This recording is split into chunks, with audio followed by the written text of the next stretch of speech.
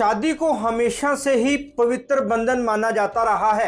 ये बात अलग है कि आज शादियों का रंग ढंग बिल्कुल बदल गया है। मतलब आज के ज़माने में इसे पवित्र बंधन मानने में थोड़ी हिचक तो होती है। इस दौर में शादियों का जो हाल है वो किसी से छिपा नहीं है। छोटी छोटी बातों पर शादियां टूट रही हैं। लुटेरी दुल्हनें असली शादियां करके लोगों को लूट रही हैं। लुटेरे दुल्हे भी हैं जो लूटने के इरादे से किसी महिला से शादी करते हैं और फिर उसका पूरा पैसा लूटकर फरार हो जाते हैं। ये तो थी ट्रेडिशनल शादियों की बात। सेम सेक्स में शादी की बात करें तो उलझन और भी बढ़ जाती है। पहली बात तो ये है कि हमारे देश में इसे कानून की इजाज़त नहीं है।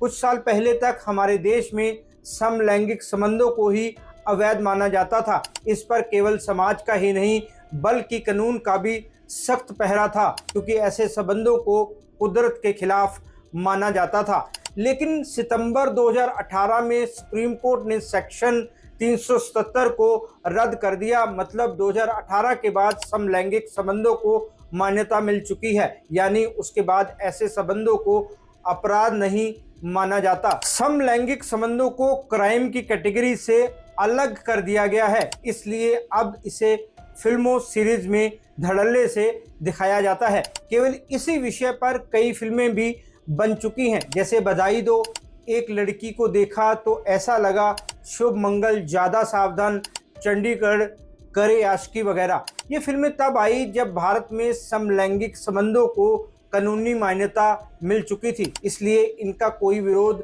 नहीं कर पाया। लेकिन 1996 में फिल्म डायरेक्टर दीपा मेहता की एक फिल्म आई थी फायर। उस फिल्म में शबाना आजमी और नंदिता दास मेन कैरेक्टर थी। वो फिल्म समलैंगिक रिश्तों पर बनी थी। उस समय लोग इस फिल्म से ना तो रिलेट कर पाए और ना ही ज़्यादा लोगों को ये टॉपिक रास आया था। राजनीतिक तबकों ने भी इसका अच्छा खासा विरोध किया था। लेकिन सेक्शन 377 के हटने से ये सब तो नहीं होता, पर समाज अभी भी ऐसे संबंधों को मान्यता नहीं दे पाया है। शादी की तो बात ही छोड़ दो। नमस्कार दोस्तों, मैं हूं राहुल राय गुप्ता और आप मुझे डिटेक्टिव गुरु के नाम से भी जानते हो, और हम करते हैं देश विदेश में पर्सनल और कॉर्पोरेट इन्वेस्टिगेशन। आज हम बात करने वाले हैं हमारे समाज में, हमारे देश में सेम सेक्स मैरिज को लेकर समाज और कानून क्या कहता है। डिटेक्टिव होने के नाते मैं इन्वेस्टिगेटिव नजरिए से इस पर बात करूंगा। चलिए शुरू करते हैं।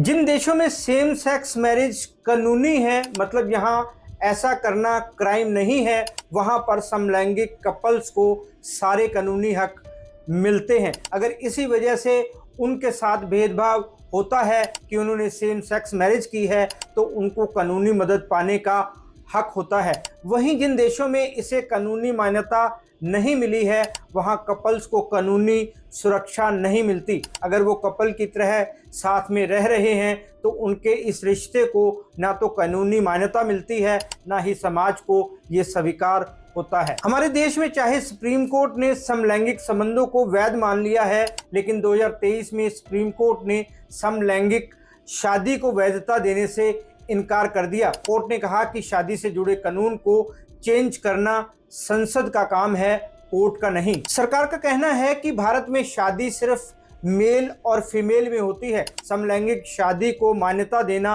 इंडियन कल्चर और वैल्यूज के खिलाफ है। तो दोस्तों, हमने बात की कि सेम सेक्स मैरिज के बारे में हमारे देश में क्या कानून है। अब हम बात करते हैं इसके दूसरे पहलू की। वो ये है कि बहुत कम समलैंगिक जोड़ों के पेरेंट्स उनके रिश्ते को एक्सेप्ट करते हैं।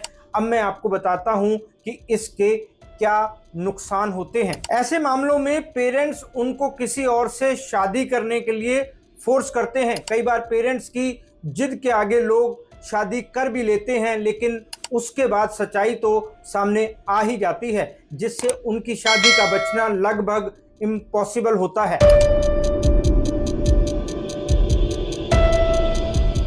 सेम सेक्स मैरिज के बारे में हमारे समाज की राय नेगेटिव ही है। हमारे समाज में अभी तक समलैंगिक संबंधों को ही एक्सेप्ट नहीं किया है। लोगों को लगता है कि ऐसे संबंध कुदरत के खिलाफ होते हैं। समलैंगिक शादी के लिए समाज शायद ही कभी राजी हो। हमारे समाज में ये धारणा है कि जोड़ियां ऊपर से बनती हैं। शादी एक पवित्र बंधन है, ये कुदरत का रचा हुआ अरेंजमेंट है। लेकिन जब समलैंगिक शादियों की बात होती है तो समाज इसे सिरे से नकार देता है। लोग समझते हैं कि सदियों से शादी एक मेल और एक फीमेल के बीच होती आई है, ये तो कुदरत का नियम है, इसलिए हमारा समाज समलैंगिक शादी के फेवर में नहीं है। इसका एक और कारण है बच्चे।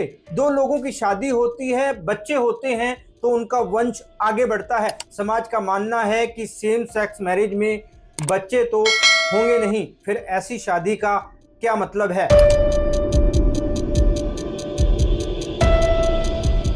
हम अक्सर फिल्मों, सीरीज वगैरह में देखते हैं कि समलैंगिक कपल सोचता है कि विदेश जाकर बस जाएंगे, वहीं जाकर शादी कर लेंगे और खुशी से बाकी का जीवन जिएंगे। कई जगह तो पेरेंट्स को उनके लिए संघर्ष करते हुए दिखाया जाता है, मतलब पेरेंट्स खुद उनको सपोर्ट करते हैं ताकि वो विदेश जाकर अच्छा जीवन बिता पाएं, क्योंकि वहां शादी वैध है। लेकिन इसका एक दूसरा पहलू भी है। तो दोस्तों, हमने बात की कि हमारे समाज और कानून में सेम सेक्स शादी को लेकर क्या मान्यताएं हैं। इस तीसरे पॉइंट में हम बात कर रहे हैं कि जिन देशों में सेम सेक्स शादी वैध है, वहां भी समलैंगिक कपल्स को किस तरह से नफरत और भेदभाव का सामना करना पड़ता है। जी हाँ, ये एक छिपी हुई महामारी है जिसका सामना समलैंगिक कपल्स को करना पड़ता है।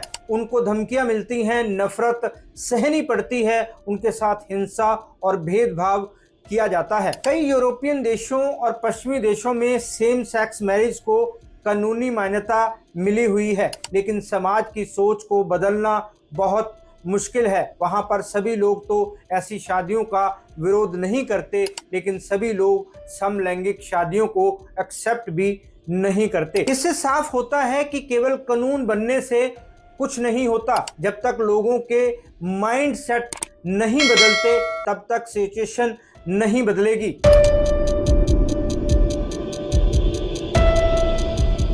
दोस्तों, इस वीडियो में मैंने सेम सेक्स मैरिज को लेकर 4 पहलुओं पर बात की। अब मैं आपको बताता हूं कि हमारे समाज को इसे किस तरीके से लेना चाहिए। खासकर समलैंगिक बच्चों के पेरेंट्स को उनके साथ क्या करना चाहिए और क्या नहीं करना चाहिए।